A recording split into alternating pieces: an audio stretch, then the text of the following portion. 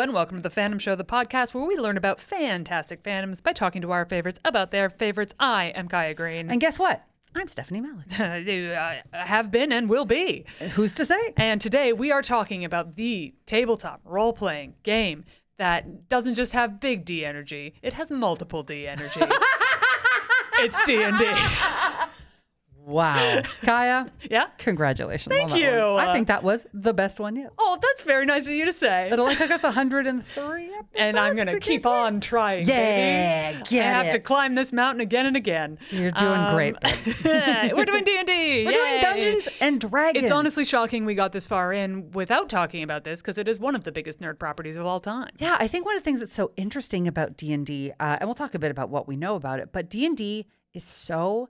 it has existed for so long in so many iterations, but it's still so personal and can be tweaked in so many ways, which is phenomenal. Kai, what do you know about D&D other than you're on a D&D live play podcast? Yes. You know what? The funny thing is I've played so many games of D&D. I am on a D&D actual podcast here on this very network, Comedians in Dungeons Getting Dragons. I'm going to plug it several times.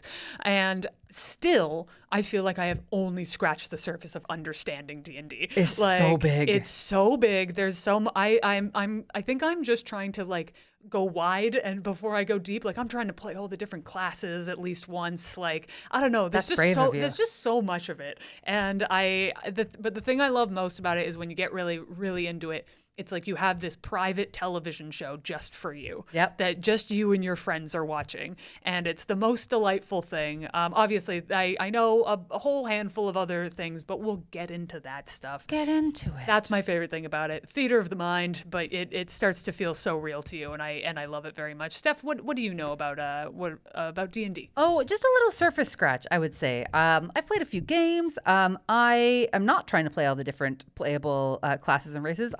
I'm a druid only. Yeah, you have I committed love to being a druids. druid. You can't make me do. I've tried playing a barbarian a little you've bit. tried. I've tried some rogues. I've tried some rangers. I don't like it. I want to talk to animals. I want to become an animal. Yep. Don't try to change it. It'll never happen. And I love that. You're really learning the druids in and out. And that's the thing, is that you can play a druid 100 different ways. It's true. Yeah, so. It's true. Do you know who knows a lot about Dungeons and Dragons? Gary Gygax. Wow. Well, podcast over. We don't have him. No, but we do have That's an disappointing. Oh my God, he's Gary Gygax. Host of Gary Gygax. This is what I sound like. Oh, wow. You became an old-timey Southerner. I always was. Wait, I have a question. Are you dead?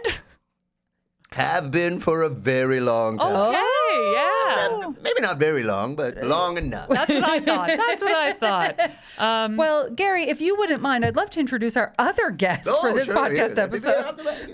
Kris Siddiqi is an actor and comedian who co-created and co-starred in the award-winning web series Bit Players. He is also an alumni of Second City, and you can catch him on shows like The Boys or on his Dungeons and Dragons actual play podcast, Dwarven Moss. Kris, welcome to the podcast. Welcome. Thank you, my friend. You wouldn't believe it. Gary Gygax is just here. He just left. I know, He he follows pokerooed you. me everywhere. Oh, that must, it must have been exciting at first, but tiring after. Yeah, it's like Big Mouth, when Duke Ellington lives in the attic.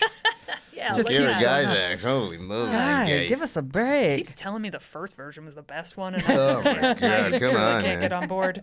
Okay, so Steph, can I ask some questions now? Oh, Not that you guys even asked any questions. Yeah. So what is your subclass that you like? There's druids, but there are the different circle druids. Oh, the circle of nature, the what circle was- of stars. I think the last one was Circle of the Moon was my Circle of last the I think druid. so. Is that the one that's the one that gives you a bunch of shape shifting? Yes. Yeah. Yes. And then we customized it because it was a homebrew campaign set in a woodland elves before Daggerheart came out. Oh, right. Okay. Yeah. So, but I'm building currently a new druid, which is a Kenku druid. Okay, building. I love it. And Kaya, what is your what are you playing right now? Right now, my character in the most current thing that I'm playing, which is the podcast Comedians in Dungeons and Getting Dragons here on this network, is a Dragonborn Barbarian. Oh yeah, classic. I'm a big melee guy. I love melee fighters because I love the dream of being in shape. Yeah. So I follow that everywhere. I love getting into the fight. Yeah. You know? That was, I Also- think, my first big character? Barbarian? Was a paladin. Ooh, but they're very yes. melee. They are very oriented. melee. They're the But- tank. Oh, but they got so much good utility. So much good. It's If crazy. anything, they're almost too good. Yes. Because they got a bunch of healing. Yep. They can use shields. Yep. Yeah. They could kind of solo a lot of things. Yeah. But then they have 100%. that whole God thing, and we're like, calm down, The whole please. God thing. So I was going to say, this is my thing. I like finding reasons what I can, like playing a new class, Yep. but not just going, I want to be a rogue. Going like, who is my rogue? Where is he from? What does he do? What's going on? Yep. And trying to like mash them together. Like one of my favorite ones I played, just a straight up orc monk. Ooh. Okay. Yeah, because you know how like orcs are usually with their like horde? Yeah. His backstory was like his horde was all erased, and he's the last one left. So he's like been like a monk by himself. So trying to put like I'm playing a game currently with our friends Jay McCarroll and Andy Hull, and Andy's playing. Heck yeah. He's a rogue, but his job is a reporter. He's just like an investigative reporter. I love that. And there is an investigator subclass in that, right? I think so. I'm yeah. building a rogue right now, so Yeah. that's the reason I know. Yeah. So I like that. I like finding like I'm playing a fighter, but his job is a tailor. Like he's a really good tailor. He's made like incredible form-fitting suits for himself. Very cool. But all his weapons are like his scissors, and he's got a whip that is his measuring tape. Oh, sick. So it's like, now it's the very fun fun. game of not just going, I'm a dragonborn barbarian. Yeah. It's like finding why and what they are in the world outside of their class. that's that's really cool. Right? smart. I will say, fighter is my favorite class. It's my favorite class, and I know that's really boring. Yeah, but fighters, there's a lot of different.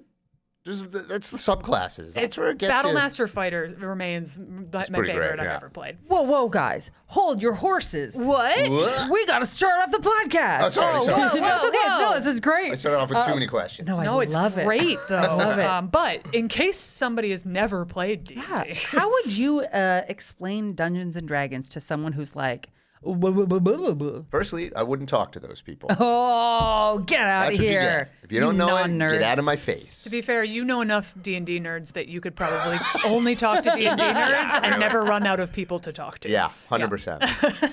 Well, it is very funny that like now, I mean, you guys said it. It's such a new hip thing. Like back when we were kids, it was the nerdiest nerd wouldn't thing tell you could anyone. ever. You didn't tell anyone. No, you kept that shit to yourself. You kept it fucking so close to your chest. You told Can anyone I swear? you get, Sorry, I yes, swore. you can Oh, absolutely please. swear. Fucking keep that shit so close to your chest you don't tell Or anybody. you'll Yeah. get your ass beat. Beat. Yeah.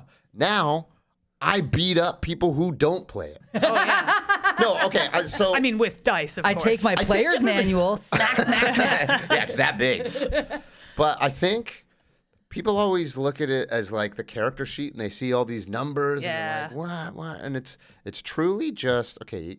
I feel like you have to get to play it first, play it with friends, because when you play with strangers, you're like, what the hell is going on? Yeah. But if you play with friends, everyone's on the same page, and all you're really doing is, I mean, what we do on stage anyway, collective storytelling. And then there's an adjudicator who's like, okay, let me tell you if you can drink that glass of milk or if you can climb that rope. Yeah. And then you do it. Yep. And that's it. That's Dungeons and Dragons. Yeah. That's, It's usually set in like a fantasy world, and but not always. not always. Sometimes Not always. it's set Sometimes in that's this like a gothic horror. Sometimes it's Yeah. like a super, fantasy. The Fae, the Fae realm Totally. is all like fairies and sparkly unicorns and stuff. Could be magic realism. It could Could be be like magical, in yeah, this totally. world, but with a magical twist. There's 100%, you can yeah. literally do anything you dream. Yeah. That's a crazy thing. That's what I love about it. So I ran a game for my friends where it was, because it was a holiday theme.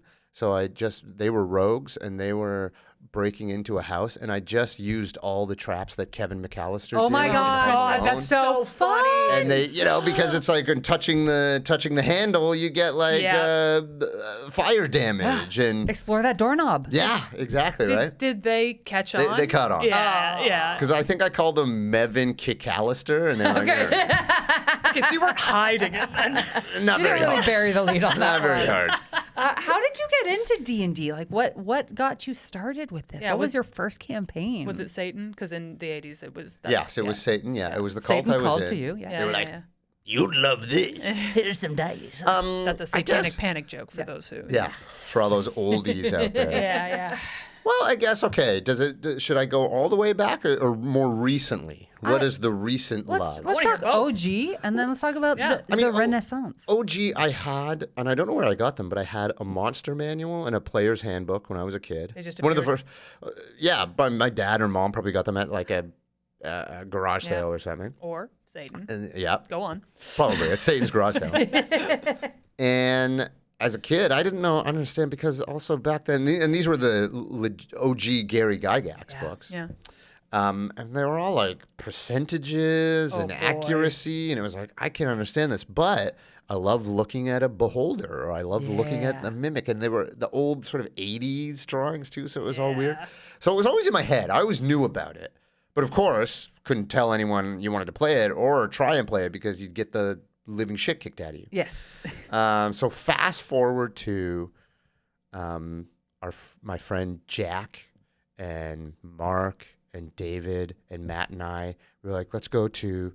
Mark had keys to the comedy bar because he's the tech there, right? Mark Andrada. And he was like, let's play. And our friend Jack Mosshammer, he took us through a campaign. And I think he was using like the advanced, the AD&D rules. So it was still like, what the hell? But nonetheless, we were with each other. We're all of our friends sitting together at the bottom of the comedy bar, just rolling dice. And I was like, okay, I like this. And then years later, one of my dear friends, Jay McCarroll, just randomly, he started playing with his friends. He was like, I kind of think Siddiqi would like this. And so he just texted me. He was like, you ever play D&D? And I was like, I play a little D&D. I've touched it a little bit. Come over, let's do it. And then it was truly that when Jay was like, come over. Because then it was also the love of D&D and wine and weed and treats, right? Like it's not just the game; it's the fact that you're sitting with your friends and you've got a nice red, a Cabernet, and some sativa and some Krispy Kreme donuts. Oh yeah. And then you're just hanging around. And then I think too, it was, because at first you're playing, you're like, okay, I go up to the bartender, and then it's like, okay, yeah. So you're kind of like feeling everything out. Yeah, and you're like, do I role play? Yeah. Are we doing this? Are we doing voices? Yeah, do exactly. everything? Exactly. Like, And then later, so Jay was taking us through a campaign, and then our friend Nick came. And Nick was a fighter, and he was an old British guy, and he just did the voice, and he was like right into it. And I was like, thank you, Nick. It was kind of like Nick showed me, you can do this. And I was like, there you go. Thank you. That's all I needed. It gives you permission to get all the way in. And then I was like, and then after that, it was like, so after that, we started playing. And then Jay and I called up our friend Tom, and we were like, we want to keep playing, and we need you to take us through this adventure. Tom was like, all right. And then we just started doing it. And then that's where Dwarven Moss came from. Incredible. Hell yeah. Yeah. So it's been sort of just before the pandemic. Okay, it's your deep Renaissance. dive. Yeah. Oh, and then a pandemic happens, and you're like, well, I got There's nothing else to do. Nothing to do. Yeah. And We're disappearing into another world that isn't this one. Yeah, I mean that's my longest, most consistent campaign happened during the pandemic because we had the time. It scheduling, as they say, is the biggest boss in D&D. I think also that it had a really big part to play in the upward thrust of D&D. Yeah. Yeah. I think because in that time period we were all together but apart. Yep. We could find a reason to be like, I need to hang out with my friends. I need to escape and go to another world and play pretend. Yep. I think that was a huge, in a weird, that's the silver lining of the pandemic, is that those little things that, and I think it also harkens back to this time where, we're all of the age where when we were kids, we would sit around and play board games with our friends and our family. So it kind of brings that back. Yeah. And board games were already kind of having a resurgence, but it was the pandemic. It was all those guys at Critical Role. Yep.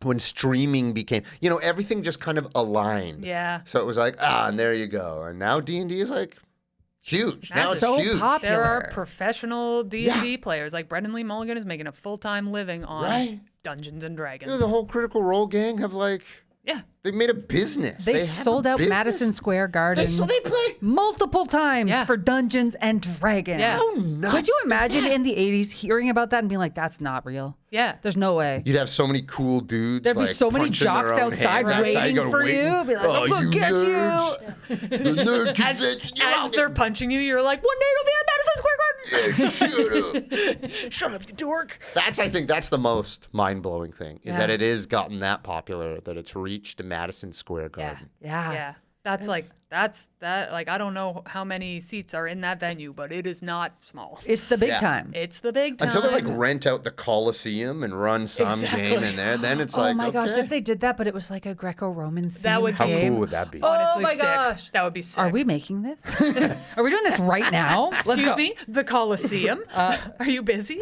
So, okay. So say people are like, I know about Dungeons and Dragons. I watch these things, but I want to get started. I want to do a D&D. Yeah. Yeah. That's not how you say it. It could be. That's how they say it, though. yeah. Yeah, The- that's the true. noobs. Yeah, those are the Yeah. noobs. I want to do a new D. A lot of people have asked me that. I can only assume the question is, well, what would you tell them to get started? Well, I like, would say, what do you need? need? Like, what's Like at the base level. What are the things that you have to have I to sit at a think- table to do it? Yeah, because You need someone who's willing to be the dungeon master.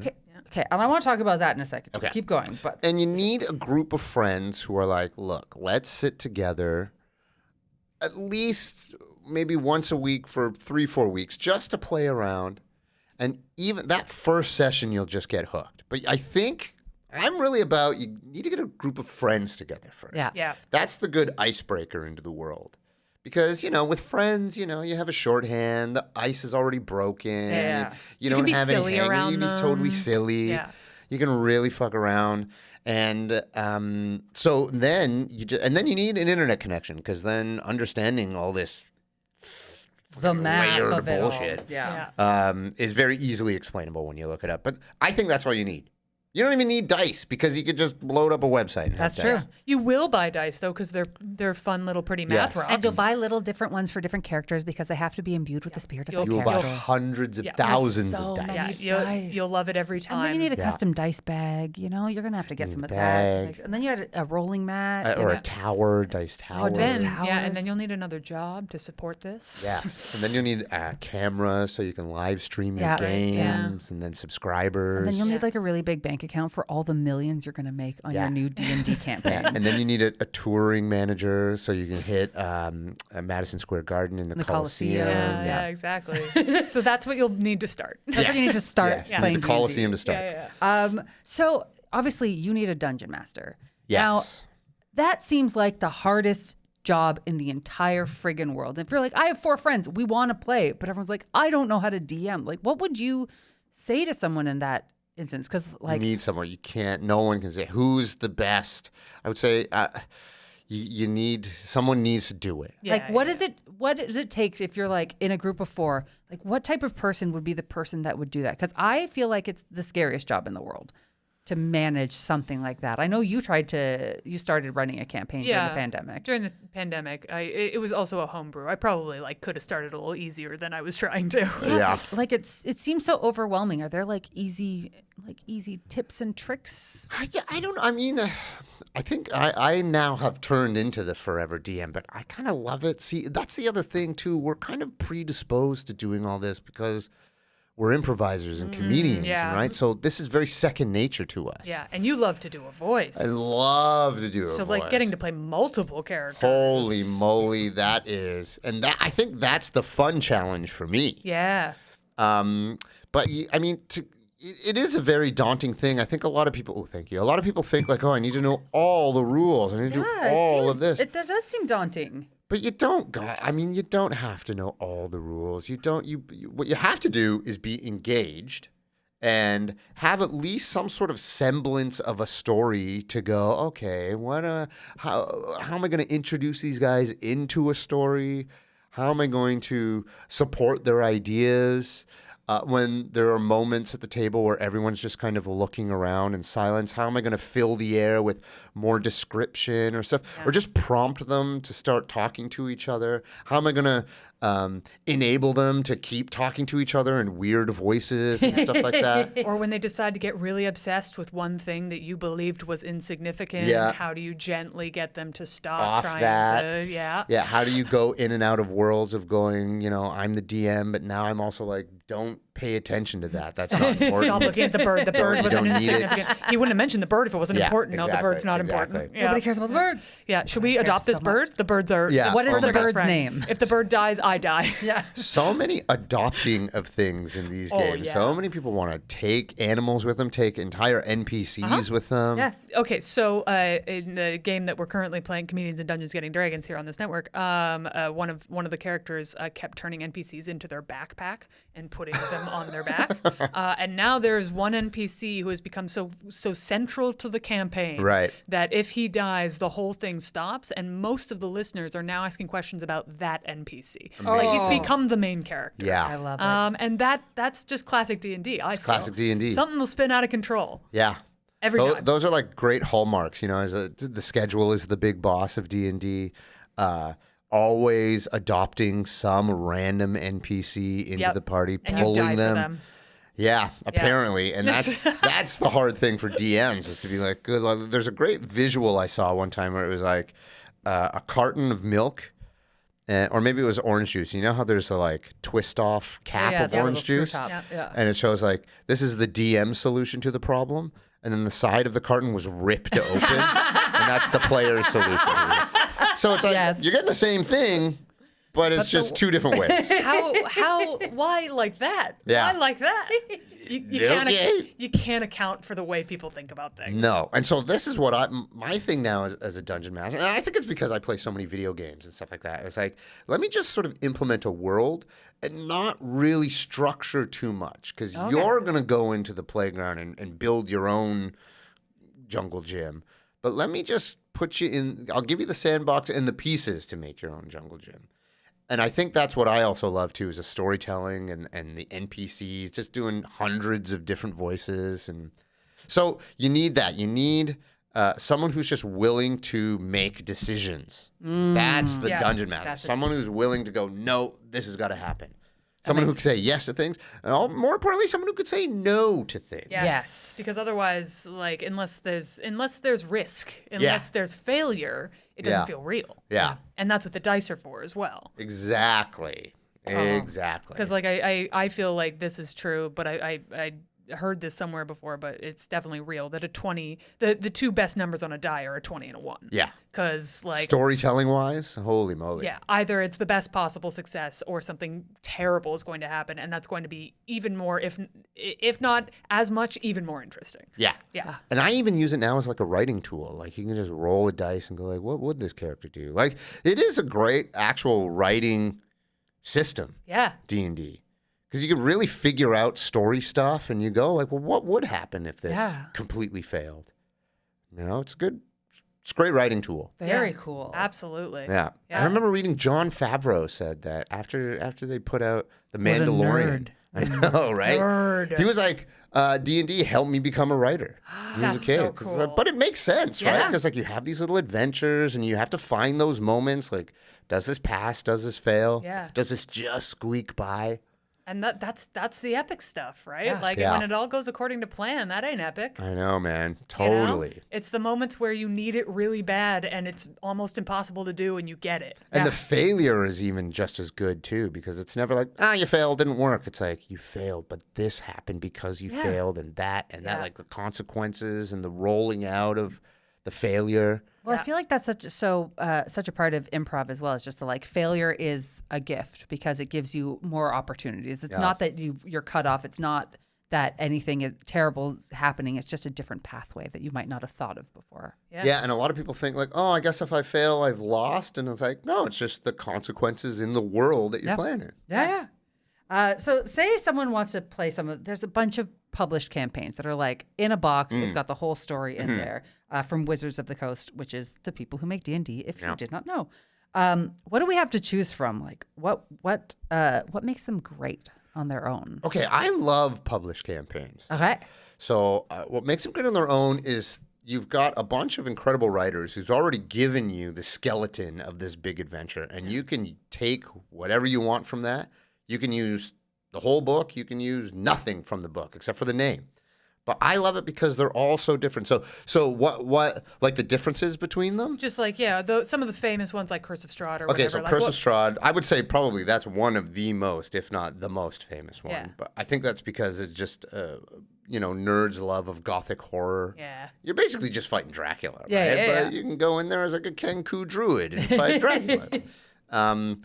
The one that we're running right now for our live one is The Lost Mine of Phandelver. Oh, yeah. That's And like a classic, right? That's like a beginning adventure. I think it Yeah. came out in 2014. I was looking at running this for some friends. It's great. I've run it so many times that I don't even need the book anymore. That's incredible. Whoa. And I've probably run it like 5 or 6 times now, in every different way. Like it's also really cool. You're going into these different, like you have these sliding door moments with the same adventure. Yeah. So to see how different people handle the different situations and stuff. That's so interesting. It must be so fascinating to watch 5 different people do this. That probably, like, I imagine not much of it is crossover. Where they do they do the same things? Or you're like, these people are, what are you doing? No, I love it. that's the thing. They do slight variations on the same thing, but it's never the exact same thing. That's so interesting. I know, fascinating. right? I think and so I've run Curse of Strahd twice now, I think, as well,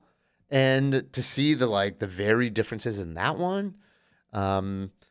Well, okay, so there's other ones. There's like Ghosts of Salt Marsh, and that's like a swamp one. And then Whoa. there's one I'm running now called Waterdeep Dragon Heist. Oh, yes. I've read about this one. It takes place in Waterdeep, which is like the Manhattan of the Okay. Sword Coast.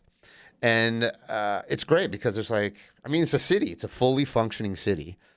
And I was like, I'm also a big video game music nerd. So it's also me trying to DJ the right amount of music. Do you DJ while you're DMing? I do. For this one delicious. specifically, because it takes place in the city, I was like, I'm going to use old 70s classic rock Oh, my God. to Sick. to That's bring us so in. cool. And it works so well. Like there are these griffin riders that the Waterdeep has.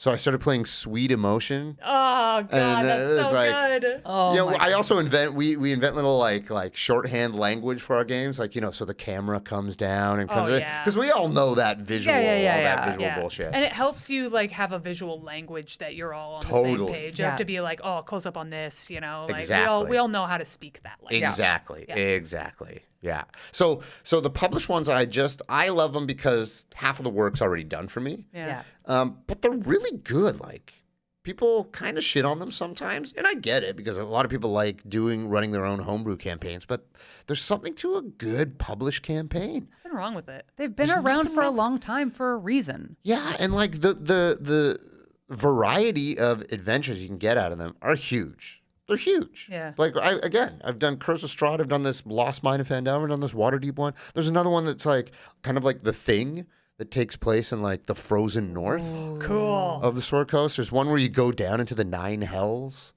Sick. That's so cool. Yeah, and these are like, again, the Wizard of the Coast, the famous Wizard of the Coast ones that are really good. People got to shell out $60, $70, but you're already doing it buying these dice I bags was going and to say, towers. how much money do you spend going out for a night to watch a Yeah. movie? I was gonna say- and that's an hour and a half of your life. If my you God, break you're that right. down per person per Boom, hour, boom, that's a boom, boom, boom. steal, man. That's one Steal. book. And Wizards you of the get to, Coast, fund us. anyways, if you like this Wizard of the Coast, get We can that. do more of this.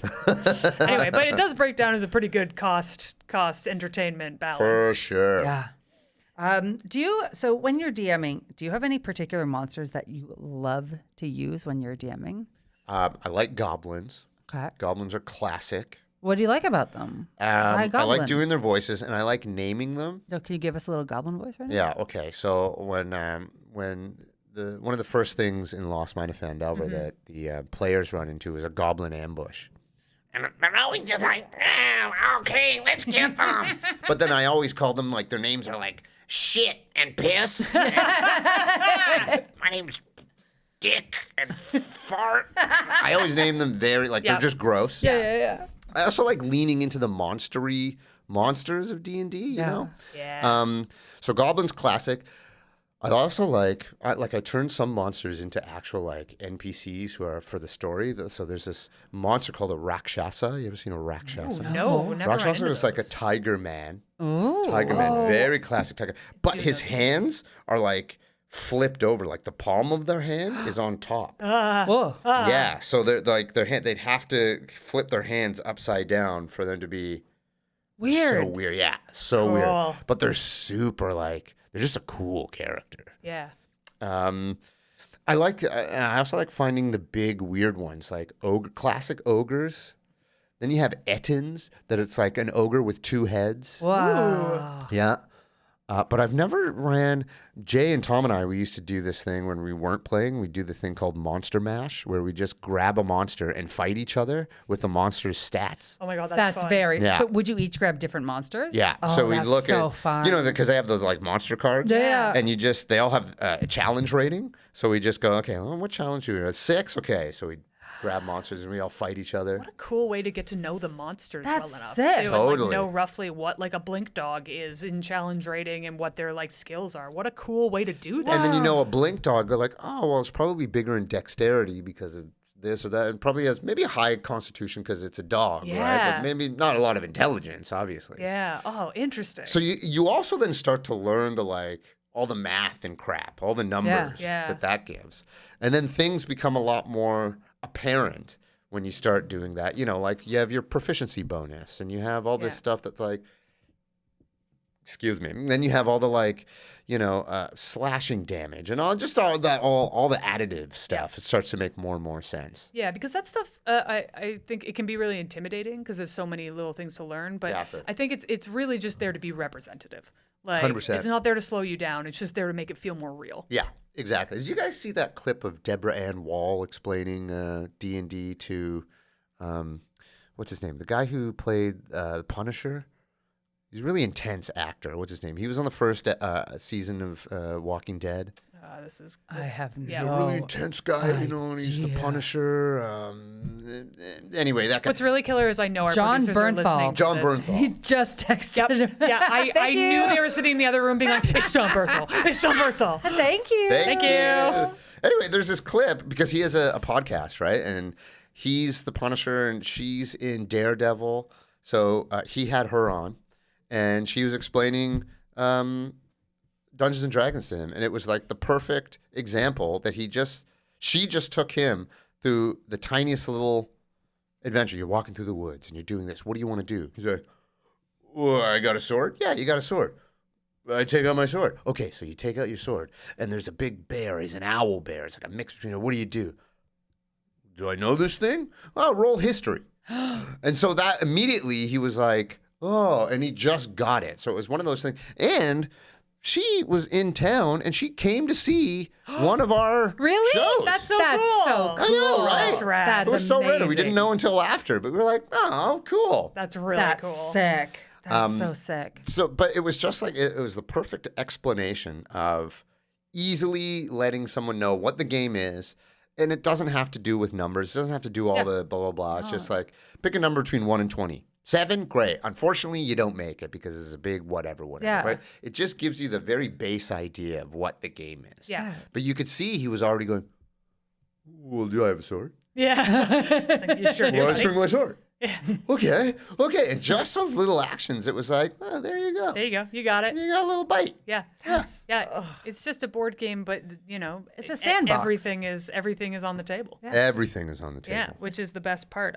What are some of the like in the worlds of D&D? Because even if you're homebrewing, you might be homebrewing in certain worlds. Like, have you played through a lot of these various worlds? Like, I know there's Not really. I'm trying to think of one, but like Waterdeep is specifically in like one realm, right? Yeah, Waterdeep. So it's like this is another cool thing to say. So what is kind of like the world that is played in right now with Dungeons and Dragons 5th edition? There's this whole, sort of like I guess continent or nation called the Sword Coast. And it's Yes. on one side of this continent, and Waterdeep and Baldur's Gate, Yeah. and Neverwinter. These all come from this place. And all these places, this entire world was invented by a guy named Ed Greenwood, who's from Toronto. Whoa. And lives up at like Don Mills in Eglinton. Cool. He's a librarian. And I met him. I got to play D&D with him. Wow. I got to interview him too. That's so cool. And this is one of those things where me and a friend were like, this guy needs, because he's also an author. He's written like tons of these D&D books. We're like, this guy needs the Order of Canada because he's written more, I think he's written more books than Margaret Atwood. Oh my Whoa. God. And I think his influence alone in this whole gaming space is Totally. huge. Yeah. He's got this long white beard, and he's an older Torontonian. So he That's just so- talks like this, and I'm like, man, this guy he's amazing. He's a legend. He's a legend. But that being said, so the different, like, there are different worlds, but I haven't really played, like we were talking before, the Fey realm. Yeah. That's a whole different world. Or like in the old days, in the 80s, there was like this world called El Qadim. Ooh. And it was very like, sort of Middle Eastern, Persian and stuff. Or Curse of Strahd is gothic horror. Yeah. Very Eastern European. Very vibes. Eastern European. Yeah, that's super fun. I've played in like Eberron a lot, which has Eberron. like Yeah, a what lot is Eberron? Eberron's very like it's vaguely steampunk in that there's like a lot of artificing and stuff. Right. And there's a lot of magic in that, and that's the world where Warforged come from. Yes, right. Which yes. they're basically like these battle mechs Okay. Yeah. that are created just for war, but then got liberated.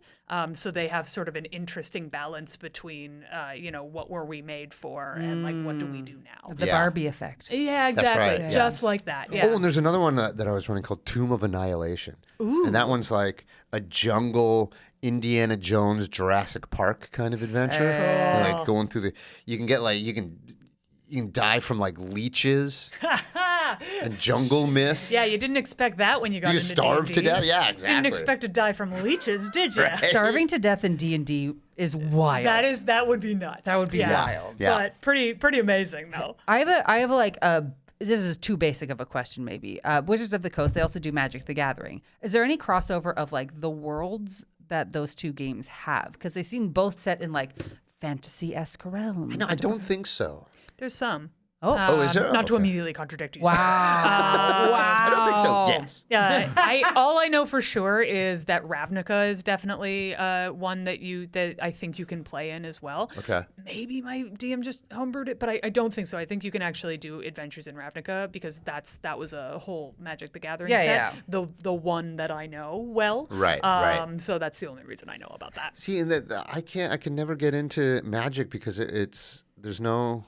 You don't story. There's with no it. story. It's just a card game, mechanics, right? yeah. There's just lore. mechanics. There's lore if you want to get There's into lore, it, but it's you- like you gotta do you're that not for playing yourself. the Yeah. lore. You're not. when Yeah. playing it. You're not Exactly. like this is my commander Jason. He Yeah. comes like Yeah. you're not playing as the creatures. totally. Magic: The should. Gathering is like what if D&D was all rules. Yeah. What if it was all Just numbers rules. Yeah. and props? Do you want to have the most fun with all the rules? Or like there's this game called Gloomhaven. Oh, we tried to play Gloomhaven. We played it 3 times and failed every single time. Literally, and didn't even fail at the game. We failed to play We the game. couldn't figure out how to play the game. It's tough. It was a lot. so and then we handed complicated. it back to But our it's friend. all like, what if we just take away all the story and make nothing but mechanics?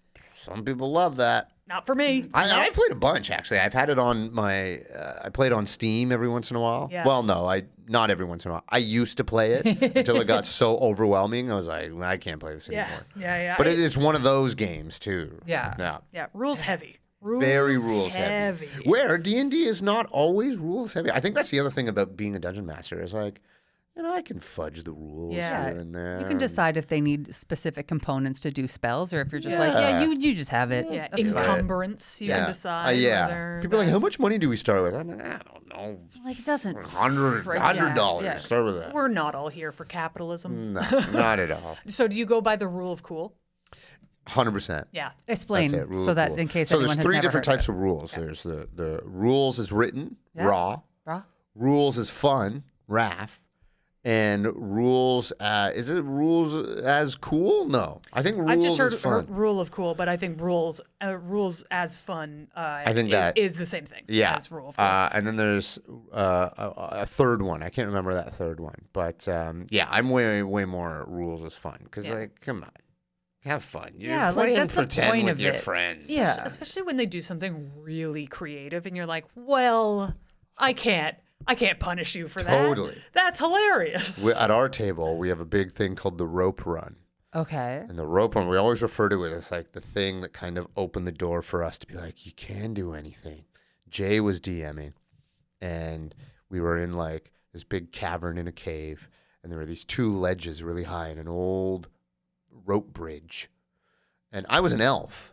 And I was like, well, if I'm an elf, I'm like fucking Legolas, right? Yeah. You just run across. I'll just run across the thing. You have barely any weight. You can. Yeah, I'll just balance do yourself, that. yeah. So to me, it made perfect sense. And it was my turn in combat, and all these gnolls were coming over here, and they're going to kill me. And I was like, okay, well, I want to run across the rope. And that was like, okay. You're going to run across this rope. Okay, you got to roll for this, and you got to roll for that. And everybody at the table was like, what? But it also just expanded our minds to be like, what is possible? And also in the realm of possibility. Yeah. That's the other thing as a DM. You got to be like, I want to eat the moon and pull unicorns to save the world. It's like, okay. Cool. But if you're like, I want to run across this rope, right? Because the rope bridge was all broken, so it was only the rope that was there. But that's plausible. Exactly. With a magical being Yes. that, like, we've established in canon that, like, they can walk on snow. Yes. You know? So it's like, oh, that's possible. Exactly. So I wanted to play with that possibility. So now I think that was like our one step up to be like, okay, well, let's think about what about in that realm? Let's play in that realm. What is sort of a realistic possibility in a fake magic world? Yeah, it still kind of abides by the laws of physics to some degree. Yeah, but it's fucking It's cool fucking as cool. shit, man. And that's what matters, man. There's too many rules in the world anyway. Wow. Fuck gravity. Yeah. Fuck gravity. I put that on the record. Fuck gravity. Yeah. I will put that in our quotes document Yes, that I thank haven't you. started. Yeah. If you will. The Force and the movie, Yes. Oh, I forgot that existed. right? It's pretty good. My old joke was I wanted to watch the movie Gravity. Zero gravity in that movie. Nothing at all. No gravity. I mean, there's a little at the end. And then there's a little at the end. They But spoil not it. as much gravity as they advertise. Not as much gravity. You think I want wall-to-wall gravity. Gravity. This thing. Yeah, if it's just someone lying Zero down. gravity. If it's just someone lying down the whole time. It's like, This is well, that's a ridiculous. lot of gravity. Ridiculous. Okay, so let's talk characters. Because Yes. obviously many people who start out in D&D will not be DMing right away. Yep. Some will. But in terms of creating a character, and you said a little bit off the top, but I'd love to hear you elaborate on it. There's obviously, like, there's no such thing as a bad character necessarily. But what makes... Well, I don't know if he agrees with me. Maybe there could be. Okay, so I don't know yet. What makes a bad character and what makes a good character? Yeah, what's the spectrum there? What do you think differentiates a okay character from a truly great character? I don't know. I mean, that's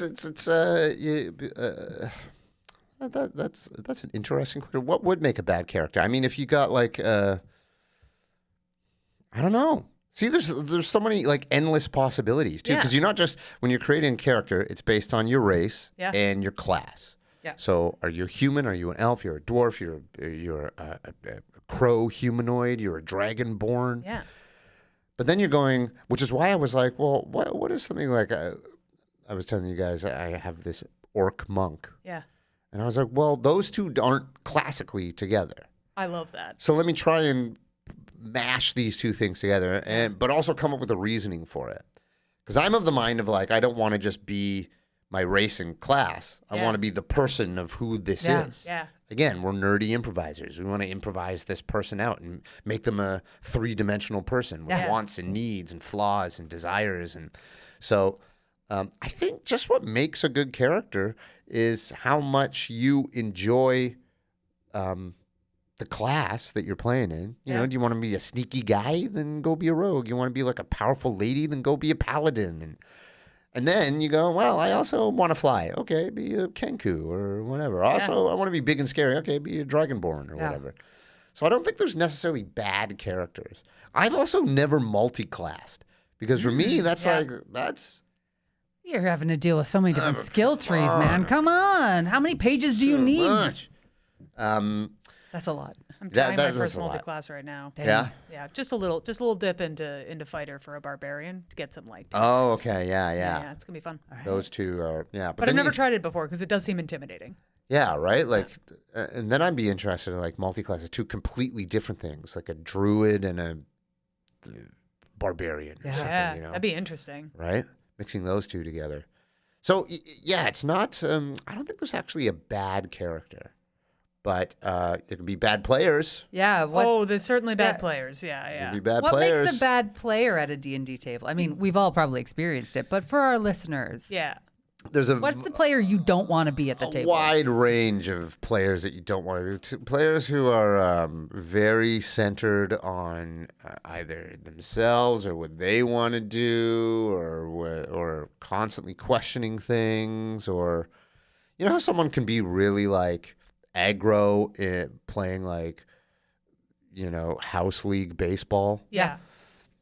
You don't want that person on a Same- D&D same party. energy. Yeah, Yeah. exactly. Yeah, to be clear, if you're like, oh God, am I bad at D&D? It's not being bad at the game. It's There's about no way to being- be bad at the game. No, No. it's about being a team player at a table with a bunch of other people who are Yeah. all trying to tell a thing together. It is Totally. a together thing. It's a together thing. Remember that. Even if your character's like, well, my guy's a little bit of a dick, you don't have to be that at the table. Yeah. It's one of the things I see on the old D&D subreddit when it's saying, how do I deal with this problem player? Kick him out of your game. Yeah. Yeah. Get 'em out of I there. often hear the classic thing of like the forgive the term, but what people refer to it as the murder hobo. Yes. Of the person who just kills everyone. Yeah. Is only only has their like dark backstory and does not want to engage with the rest of the characters. Yeah. It's like what's the point? What's of the this? point? Why do you What's want the to? point of this? I rush in Yeah. and kill a thing. It's like, well, okay, cool. They might have had information we might have wanted to learn about. Like, Yeah. we might have befriended them. I don't know. And that's Yeah, where yeah. I go as a DM. It's like, okay, and then suddenly out of nowhere, a fucking Rakshasa shows up and Yeah. kills you. So you got to have those like consequences. You got to learn consequences Yeah. with the whole thing Yeah, too. yeah. Yeah. Yeah. Yeah, problem players.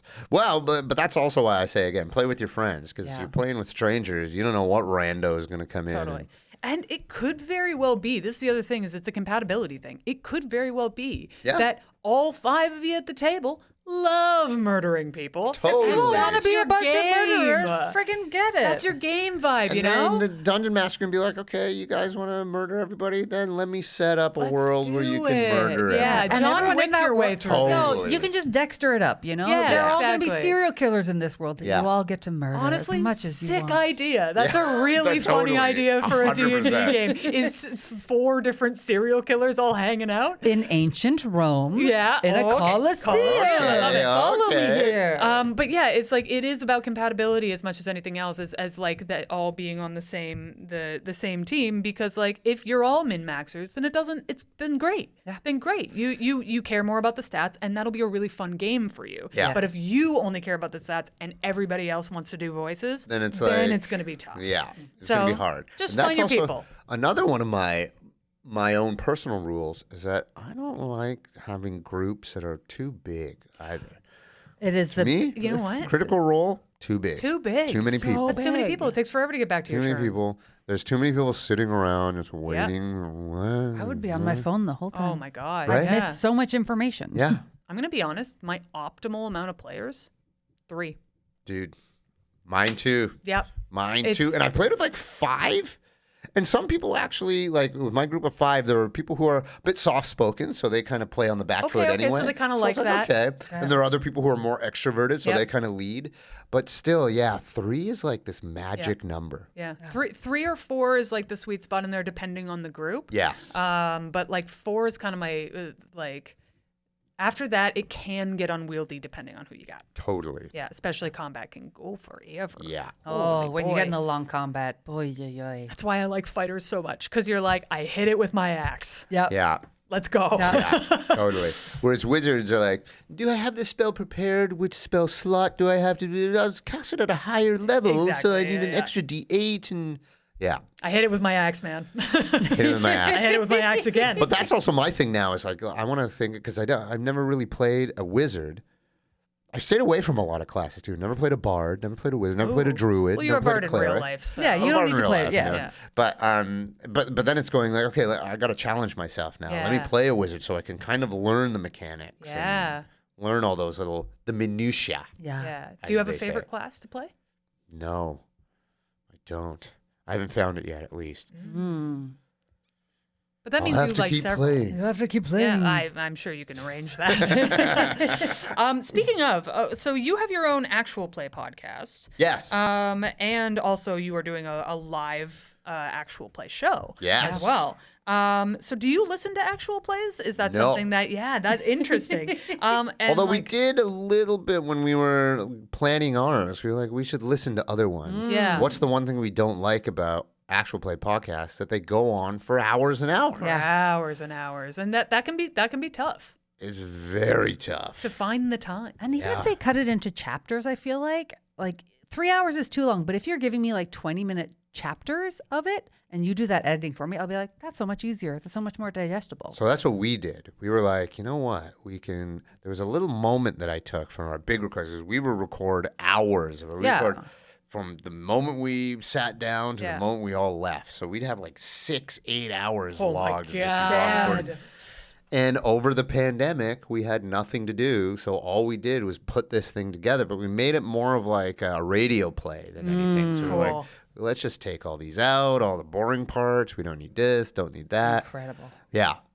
And so that became Thank you for doing You're very welcome. That's really You're very cool. welcome. Yeah. And it depends on what you like. If you want to hear people doing math Yeah. out loud, then And that's clearly, fantastic. lots Sure. of people do. Like, Absolutely. There's such a big, we were talking about this before, like Madison Square Garden Madison sold Square out Garden. for Yeah. Dungeons and Dragons. Yeah, this Like, is not to yuck your yum. If you're No. like, please, I want to hear every detail. I have of no this, then focus. I'm the fantastic. problem. Yeah. I trust. I find I've started getting into Dimension 20 for the first time this Yeah. year, and I found this real sweet spot is I have a chore and it's going to take a bit. Put that on in the background. Yeah. Perfect. Totally. Perfect Yeah. filler. Like I can listen to it, I can get into it, but I can come in and out of it. For sure. I think also being a comedian too, there are those actual plays that are really like, they take themselves very seriously. Yeah. Yeah. And I'm like, cringe alert. Somebody then make a there are, joke. I think You're the there ones with with your hand in fist, ready to beat them up. Let's beat up these suckers. Let's beat up these Nerds. fucking nerds. Yeah. But then there are ones like Dimension 20 is great because all those guys are also comedians. Like They're all like improvisers. What I like about improvisers it. from UCB. So they Yeah. can dip in and out of like, I think that's, again, us being improvisers and already sort of being predisposed to all this stuff. We know when a bit is over. We know when to push a story forward. Yeah. We know when to have fun. We know when to dig deeper into something. Yeah. So I think there's that. The storytelling bones are already in us. Yeah. Yeah. And I think that for me at least, and it's different for everybody, is the sweet spot is when you can do a really dumb bit for a while and Yeah. it turns into a bit of a cartoon, but then like 30 minutes later, you're in the middle of like a deep emotional Yes. conversation about your dead dad. Yes. And you're like that. I've had moments, and I know you have too, Steph. Oh, I full cried where in we D&D get games. Yeah. like it's a true moment. Yeah, it's intense. We had tons of those in Dwarven Moss. Yeah. And we didn't, that shit isn't intentional. We're not No. going in to be like, I'm going to make them cry. No, but you no. find these little pockets of moments. And Yeah. you're like, hey, cool. Oh wow, that got me. Yeah, where That the got me good. character's really I impacted and you're acted. invested. Yeah, exactly. Oh my God. And discovering them is more fun than trying to make them happen. Yes, for sure. You know? For sure. Whereas bits all day. What do you think is the nerdiest there. thing you've done in relation to D&D? Because you're Oh, pretty in man, there, I but mean- you're in it.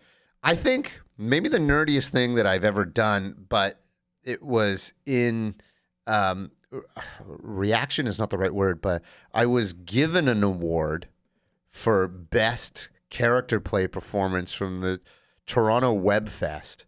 Because now they have just like Congratulations. best podcast, best actual play, best character performance in an actual play. Oh my god. Wow. So my paladin from Dwarven Moss won best character play. That rules, dude. Did you accept in character? I didn't. Aw. Though it was sad because all this talk about Dwarven Moss, the shitty thing is all this stuff, me, Jay, and Tom, would all play together, and we all three of us. What was great about it is that we were such a close group. And then Tom died last year. He had to go and die last year. Oh my God! I'm so sorry. I know, right? That's wild. So it was really wild, and it rocked our world because not only because he was a dear friend of Jay and I, and Jay introduced me to Tom, and Tom and I became very quickly very close friends. Oh my God. Because also not just did we enjoy hanging out with each other, but we all share this like you say, we share this personal TV show that we created that no one else knew. Yeah. Tom was our dungeon master. Wow. So we lost our dungeon master. That's the god of your world. I know, right? Wow. Oh, dude. So to have that was like so, and I think in a weird way, like it emphasized the power of the game more. Yeah. And it also really, I mean, Jay and I were already so close. We're already very, very dear best friends, but it just made us more best friends. Yeah. In a weird way. Yeah. And so when I got to accept it, Tom was nominated for Best Dungeon Master. I was kind of bummed because he didn't win. I'm like, give it to the dead guy, man. This guy deserves this. But then I won, so I was like, okay, I can dedicate this to Tom. Oh, that's great. But it's just also very funny. It's very funny to me that I didn't set out to be the best paladin on this Dungeons and Dragons podcast. Yeah. But then someone is just like, hey, give this guy an award because he played this character the best. It's like, this is ridiculous. That's so wild. I think that's the nerdiest thing. Yeah. That maybe D&D has brought me. That's pretty good, though. You've made the award-winning character for your D&D campaign. That's right. Wait, I have to know. What's he sound like? His name is Admiral Paladin Hold on. He's a dwarf. His name is Admiral Paladin Borin Hardinest from Bright Axe Hall. Oh. And I learned how to do this because I love Gimli. So I wanted to play, a dwarf. Sort of this guy, but he's very... And he's a paladin, a strong oath of devotion for the Lord of Moradin. May his axe shine down upon us. Thank you. And the award goes. That's award-winning right there. That's an award-winning dwarf. That a classic dwarf. Classic dwarf. Nothing wrong with a classic. Not at all. So, and, our campaign was Curse of Strahd, and it was a dwarf. This very holy dwarf. Oh, cool. Oh, he would have been revved up in that situation. Totally. And then Jay was like this sort of southern, like warlock. He was like, hey, I don't want to play anything. All right, I'm getting out of here. Boring, come on. Hey, come on, mate. You're my best friend. I don't know. And so these two guys, it was like, and that's the other thing. 3 players is good, but 2 players is very interesting because then it becomes a movie. And it becomes like a Lethal Weapon pairing, you know what I mean? Yeah, like a buddy cop movie. Yeah, for sure. That's sick. That's really cool. Yeah. I have never played with that dynamic before. That's really neat. That's very fun. Yeah. Very cool. Well, speaking of games to play, I've made a little game. Kaya actually made this one. I can't take credit for this one.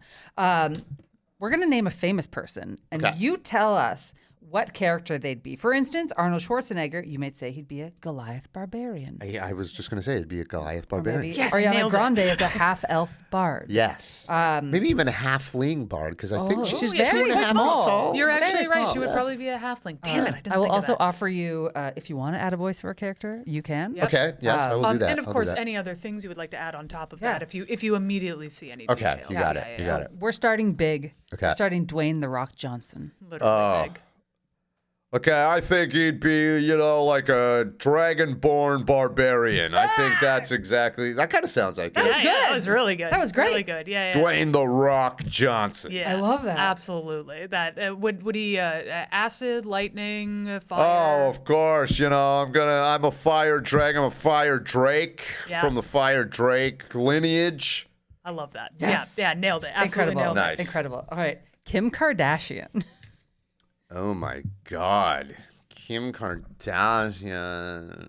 Hard one. I know it's hard. Who'd she be? Like, what does she do? I feel she'd be a sorceress. What does she do? A sorceress, maybe. Yeah. Okay, maybe she's like. Okay, maybe she'd be like a warlock because warlocks always have to have patrons to give them their power. That's good. That's so good. she's like, I only have all this because my dad gave it to me. Yep. Very good. Her patron is her dad. Pretty much. That's honestly incredibly funny. Perfect. Yeah. The OG Nepo baby. Perfect. All right. Okay, how about Robin Williams? Oh, Robin Williams. Oh, for my impressions, I always have to do somebody else's impression to get into it. Yeah. Hello, Robin Williams. I mean, I think he'd Honestly, just be a that was bard. pretty good. Yeah, I think he would be a true bard. True bard. Yeah, but like College of Impressions. Yeah, I think so. I don't think that's College real, of but- Cocaine, I think. Yes. as well. Yes. Yes, definitely. Yeah. All right, Jackie Chan. Oh, Jackie Chan. Jackie Chan would be a monk Yeah. because he's a fighter. Yep. But an unarmed fighter generally. an unarmed fighter. Yep. I think he uses found objects. Definitely. Yes. He's a found object fighter. Definitely. Whoa, For you know sure. what? Actually, okay, so there's a feat you can have called Tavern Brawler, and that's like improvised weapons. So I think maybe he's a fighter, not a monk, but he'd be a fighter, a martial adept fighter that would use improvised weapons. That's cool. I love Sick, that. sick, Yeah. sick. That's bang on. For sure. sick, sick. Yeah. Big time. All right. All Like right. probably a champion or something like that in the subclasses. Oh yeah, big time. Okay, Nicolas Cage. Okay, I think he would be a magic user. Totally. He'd probably be Yeah. like, maybe, okay, the difference between sorcerers and wizards, wizards have to learn, like Harry Potter, you have Yeah. to go to school. You have to go get the Sorcerers scrolls. are imbued, the magic is within them. So I feel like Nicolas Cage is a bit of a wild, weird sorcerer. Like, Totally. he has the magic in him. He has like in D&D there's wild magic tables where Yeah. you roll and some He's weird wild effect magic will for happen. sure. Totally. I feel like that's his acting style. Like every movie he just rolls his wild acting table I'm an 8. and just sees what kind of performance he's rocking up to this Is day. it an Oscar-winning performance? Is Could it be. Yep. freaking Sorcerer's Apprentice performance? Like what is it this time? Literally does not matter what the movie is. No. Doesn't does matter. does not matter. It just matters what he rolled that day. 100%. Yeah, I think that is bang. Love yeah, that. I Dead love right. that. Dead right. Okay, how about Beyonce? I mean, a bard. She's also a bard. College glamour. Oh, Yes, totally. okay. Yeah, Yep. Classic. Incredible. that's it. Yep. Justin Bieber. I mean, another bard. I mean, the temptation will be to give them all bards for sure. Yeah, They can't all be bards. Oops, all bards. Oops, all bards. Who's all bards? It's. I mean, you know, they're already bards. All right, They're that's already fair, that's famous fair. bards. Yeah, yeah, fair. that's true. That's true. Barack Obama. Oh, Barack Obama. He's a bit. You know what? Barack Obama's a bit of a paladin. I think you know. Who's his he's- deity? Yeah, I don't know. Democracy. The American people. The American dream. That's who it is. Yeah, yeah. Yeah, I think good he'd be a Obama. paladin. Damn. Yeah, my Obama is. I don't want to brag. It's pretty good. Would Obama brag about it though? Obama would, look, when we're down, we're fighting a lot of evil, and liches, it's the Red Wizards from Thay, when they take over, it's not a good thing. So I'm working a lot with my other different paladins, and all the way up in Neverwinter, we're trying to stop the onslaught of terror that's coming down. Oh, so good. Somebody do a Award-winning supercut. Barack Obama. Award-winning. character. Somebody do a supercut of that, and then Brendan Lee Mulligan doing Trump talking about Lord of the Mordor. Rings? Yeah. Oh yeah. Put those side by side because that So was fucking good. awesome. Okay. How about this? Famous naturalist Steve Irwin. Oh, I mean a druid. Druid. He's a druid. He is a circle of nature. Yep. Um, Maybe he turned into a stingray. maybe he turned into a stinger. Hey, God. look at this. Yeah. That's right. Yeah, great. I can talk to this. Hello, Mr. Alligator. That would make it easy to shoot a nature show if you could just like get a close up of yourself. Yeah. Wow, look at this. Look at my dummy. Hello. Yeah, classic druid. Classic druid, just talking to every animal. Yeah, for sure. absolutely. All right. All right. Justin Trudeau. Oh, man. He's the loser that goes out with bards because now he's dating Carrie Patty. Carrie Patty? Carrie Patey. Katy Perry? Yeah, what would he be? Oh, man. Yeah, it's hard, right? I mean, he's going to be another warlock because his daddy was his patron. Yes. Oh, good point. It's true. Another dad patron Yeah. for sure. True. Yeah. Not a lot of charisma. I mean, he has points in charisma, but it's only like 11 or Yeah. 12, Yeah, right? yeah. Like sometimes he rolls kind of high with his charisma, but most of the time it's like pretty bland. Do they cast with charisma? Warlocks? Yeah. Yeah. Yeah, so that would make He's sense. gonna have some trouble. Yeah. That would make sense. Yeah. Yeah. But so paladins also use charisma as their spellcasting stat. Which is fun. Yeah. It's a fun time. Betty White. Oh. I think she would be a wizard. Yeah. I think she'd be a little old wizard that would learn her. She's so sweet, Yes. you know? She'd be a wizard. Should be a little wizard. She'd be like a wizard of conjuration or something. A school Yes. of A conjuration. halfling Yeah. wizard. Yeah. She's so sweet. That would be delightful. Oh. I love that. To this day, I'm still so happy that she left this world the day before she was about to turn 100, and everybody was about to publish articles. They had about it. already written the articles. They had already made all the covers, and she was like, "Fuck you!" Like, that's a wizard move. Yeah, and that was also one of the coolest things as she was in her golden years, and everyone was like, "We adore this woman. Can we just force her to be on Saturday Night Live because we would love that?" And then she remember when she was on Saturday Night Live? Yeah. Oh, yeah. And she's like already 90 something. It's a badass. Yeah. So cool. Legendary. Wizard all the way down. Wizard all the way. All the way down. Yep, absolutely. All right. I'm gonna give you one more. Kaya Green. Okay. Kaya, I think. Kaya. I'm gonna say Halfling this. is obvious. There is no version of this I will be I'm offended going to say like elf. Ooh. I'm going to say an elven rogue. Oh, okay. Yeah. I'll take that. That's Yeah. sick. Yeah. Sick. Because Kaya, you just got like a good like way about you, Mm-hmm. and also, you know, you're extremely charming, but also you can be like a little devious if you need to be. Okay. Yeah, I'll take that. You know? That's fun. Yeah. Okay. I'll be Very a little cool. devious. Very I do cool. love a rogue. Yeah. Right. They're OP. I love them. Yeah. Yeah, you got nimble little fingies. I had tiny little hands. Nimble Tiny fingers. Yeah. Right. Okay. And Steph Malik. Steph Malik. Okay. I know you like druids. You don't need. Yeah, no. Yeah, it It's not doesn't need about to what be I want to play, play. yeah. It's about who I am. I think you're a cleric. Oh. Because you're someone you are phenomenal. You can lead. You have a very way about you of leading, but also you're incredible support as well. So Absolutely people correct. listen to you, but also you're there to go, but use my light as a way to see. This is 3,000% correct. That's awesome. Yeah. I'm Only in. downside to clerics, they don't get 2 attacks at level 5. They still only have the 1. Oh, interesting. It's okay. I'm a bit lazy. There you go. They'd be like, wanna do all that everyone else work. got another one. I'd be like, I'm good. Yeah. Okay, you go for now you guys, what about me? Oh. I mean, it's hard to not go immediately to Bard because you just did like 6 impressions I in know, a row. I know, I think right? you are a classic Bard in that sense. Yes. Like, I don't know. That's my first instinct, but let me think about this for a Yeah, second. Steph, it's do you so got hard because anything? Bard is right there. Yeah. It's like, I did do this thing. I made a sorcerer that had disguise self that could change into other people, but you don't sound like other people. But if you take the actor feat, then you can sound like other people. That's really cool because the other thing I was going to say is either sorcerer because like I feel like a magic class would be really good, or also in the rogue family an arcane trickster. Yes. Could do like very cool prestidigitation stuff sure. like that would be very like That's theatrical very in a cool way. Yeah, I like that totally. one. You know? I like Totally.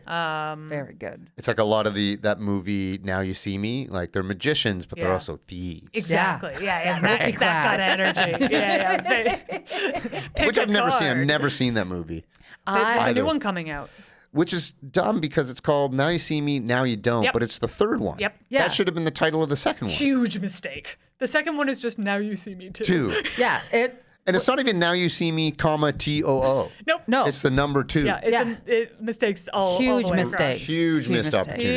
Huge missed opportunity. They should have talked to the Fast and Furious. Yeah, people. yeah, seriously. I mean, they also went off the rails a bit over there, too. Now You See Me, Tokyo Drift. The mashup we didn't know we needed. Tokyo is spelled with a 2. Tukio. What is a Tukio? Tukio. That's a new playable race in Yeah, Dungeons I was and going to say, Dragons. that's my new character's absolutely. name, I Tukio. love it. Tukio. Yeah. Is there anything else about Dungeons and Dragons you have to get out into the world that you want people to know about Dungeons and Dragons? I think people should play it. I think it's phenomenal. I keep reading these amazing articles where like people from small children play it to inmates. Inmates have start playing D&D, and it's actually a huge like rehabilitation kind of program for Yeah. them. Then they get to pretend. They get to spend this time with their brothers in arms while they're incarcerated, and it's a way to truly visit another world. I think it's also people who are on the spectrum play it. People who there's also just like it's one of these things too where it's just everywhere everyone plays it, and it's so cool to see. It's so lovely to see because it hasn't been like commodified yet. You know what I mean? It hasn't been like it kind of has been corporatized, but you can't even really corporatize the thing of Yeah, it. It's bigger. You're like, here's a than 20-sided die that on everything. And you're like, Yeah, okay, whatever. sure. Yeah. But it's But they just can't so, touch the stories because the stories belong to the players. Yeah, right. That's so true. And it's like, as much as we joked earlier about the, like, you're going to spend all your money on that stuff, all of that is optional. Like, Yeah, you don't have all to of buy it is anything. optional. No, I mean, not at all. I did listen to a podcast that was talking about inmates playing D&D. I forget, it was like a Radio Lab or something. Or was it Front Burner? This is not important. But it was talking about how inmates who had their dice banned would, like, make dice out of all sorts of stuff. I think I read an article or something like that. Yeah, that it thing. was They were so really addicted cool. to it. Yeah. They were like, they had all sorts of crazily detailed methods on how to make a properly rolling dice out of the stuff that you are allowed to have in, That's incredible. in prison. And it was like, that is the spirit of D&D. I love it. That's Yeah. fucking awesome. Finding any way to make a dice. Yeah. So in you jail. can play. Gotta play. Yeah. You gotta play. Yeah. It's so cool. Look it cool. up. I love it. Yeah, I love it's- it so much. That's amazing. Well, at the end of every episode, we're going to share our micro fandoms of the week, which we're going to do in a hot little moment. But before we do, come and connect with us. You can go over to patreon.com/The Fandom Show to give us some money if you want to. We got a bunch of stuff on there that you might enjoy. You can also find us on social media at Fandom Show Pod, on our website at thefandomshow.com, or we're on YouTube, man. Watch our faces. You can watch Chris do that crazy Barack Obama impression with your eyeballs. Yeah, and if you want more of that, give them money and I'll do it more. Oh, yeah, we can make that happen. Yeah. That's totally We're possible. in. Also, if you want to give us even more money, we also have some merch. So if you want to snag any exclusive Fandom Show merch with our faces on it, you can head to thefandomshow.dashery.com/. I hate that you do that. Well, now I'm just doing it to annoy you. Please tell all of your nerdiest friends about us or your regular friends. And if you can get on your podcaster provider of choice. You we got go. there. I really You raced got through that one. Principally Apple Podcasts, but all of them are wonderful. If you can do a little rate, review, and subscribe. little one. We have the single least Googleable concept just a little bitty for a bitty bit. podcast of all time. Just type into Google podcast about everything, and we don't even show up there. That's right. Because it's not in our description. So if you can do us a solid, if you love our show, somebody else is going to as well. So help them find it by giving us that rate, review, subscribe. You can give us a one-word review if you want. We read every single one of them. You can just you can put what you think what our classes are, or maybe what your favorite class to play is, or you can say nerds and then beat us up in the comments. Don't. We're gentle. No, whatever you want to put in that review is good. Oh, you're right. And then, that really helps us find more fans of fans, and we truly, truly appreciate it. Also, you can find us on the From Superheroes Discord, where you can meet other fans or hit us up directly. And now it is time for our micro fandoms of the week. Steph, what are you fanning out about? Oh, I'm loving some gay vampires. Twilight? No, those are heterosexual vampires. So Are they? They're very heterosexual. Wait, there was not one gay I don't vampire? think so. Dude, it's Mormon shit. It's Mormon Oh, shit. Yeah, right. no way. I'm saying come over to the darker side. Interview with a Vampire? Interview with a Vampire. There you go. Yes, That's the one. the adaptation that has Anne Rice rolling in her grave because it's so homosexual. I just finished rewatching season 1 and 2 because we had been planning Halloween costumes to be Lestat and Louis de Pontelac, but then the Blue Jays got World Series on Halloween, Halloween's so canceled we don't now. have Halloween Oh, costumes yeah. anymore. We're wearing Jays outfits. I mean, the OG Interview with a Vampire is pretty gay. Dude. It is very gay, like seeming, Coded. but she was Yes. very specific that they are not gay, and she, specifically that vampires do not have physical sex. yes. And then this show was Yeah, like, they do. She's obviously wrong. She's Come wrong. on. She's obviously you wrong. have eternity and you're not fucking. No you're way. doing something You do wrong. that No every day. way. Also, you have eternity and you're like, I gotta fuck some dudes now. Yeah, Come you're on, like, come on. I'm not discerning. You'd- I got Yeah. time. Yeah, You get bored after 100 years. You'd be like, all right, let's go. I've Come on. tried everything. Absolutely. Let me try it. You're sitting at a buffet and you're just gonna eat pasta. Come exactly. on. I just assume all vampires are gay. You should. You're You- correct. That if people are writing that into their Or at vampire least- mythologies, I think they're just all vampires they're are bi. pansexual. They're pansexual. That's correct. They are undiscerning. Yeah. They'll give it a go. They literally died and came back to life. I don't think gender norms really matter. at They're like, that whoa. Oh, that's a bit too far I'll for me. suck his blood, but But nothing else. So yeah, I've just rewatched it recently. It's wonderful. It's delightful. There's a new season coming out next year. So if you haven't watched it, they're the messiest bitches. They're so messy. It's so messy, fun. messy. They're just little disasters. And it's great. It's so much fun to watch. And These it's two also men. just a really well written, well well shot written, show. well performed. Everything about it. Can't wait to see the most recent season was filmed in Toronto. Woo. So I can't wait to see Oh. that. Yeah. cool. Yeah. So I can't wait to see that. Got to see the outside of a strip club near Lansdowne and Bloor Hey, in the all right. promo. Cool. So that's me. Kai, what are you into? Okay, so I used to work on this channel, but I also still watch all of their videos. Nice. So I want to shout out this project that my friend Andrew Huang, he's a musician and a YouTuber, and he does some really incredible stuff. But one of the projects that he does every year with Rob Scallon, who is another musician and YouTuber, is the 1st of October. And on this day, every year for the past 7 years, Rob and Andrew get together and they write an album in a day. They do it in 12 hours. Awesome. It is a 12-track album. Wow. They have done it 7 years in a row, and it's gotten increasingly big. So like last year, I forget exactly what they did last year, but it was video game themed. The year before that, they did it at Abbey Road. Wow. It was Beatles themed. This year, they have gone to a guitar center, which is like the big guitar, like the Long and McQuaid Yeah. of Canada, but in the States. And it is a like basically a huge music store. Yeah. And they are recording the whole album in there. Whoa. And the store's open.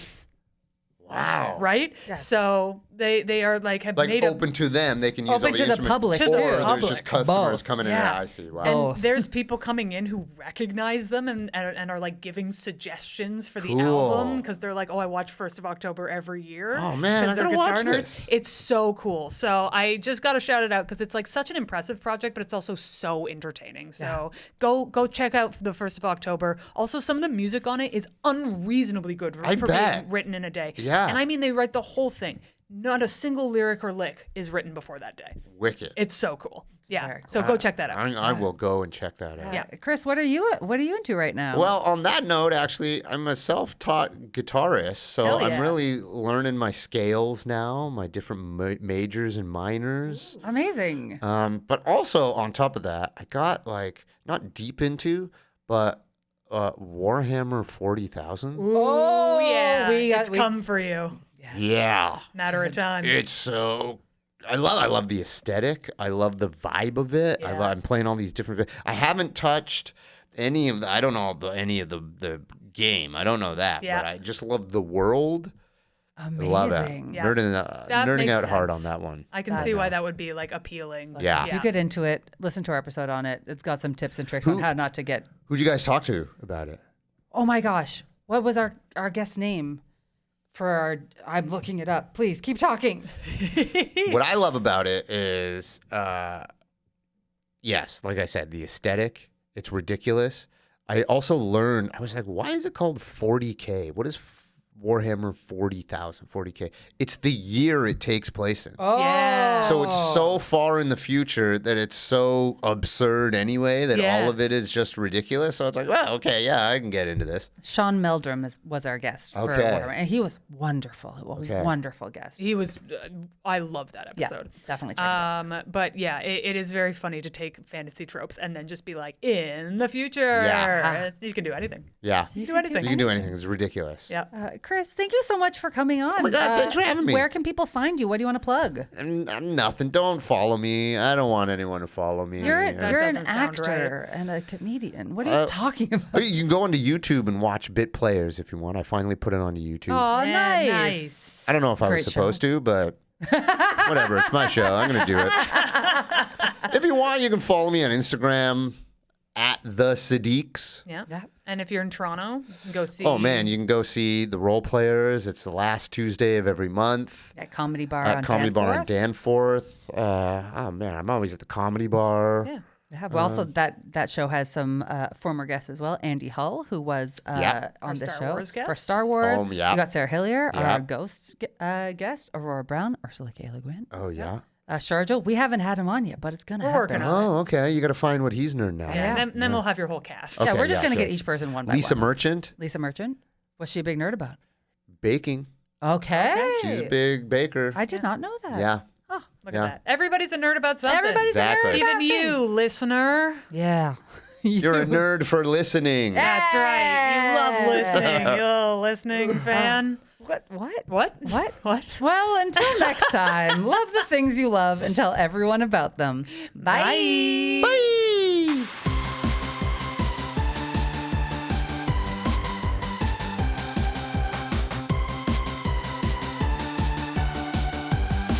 Elf rogue. I'm not nearly cool enough to be an elven rogue. Phantom Show.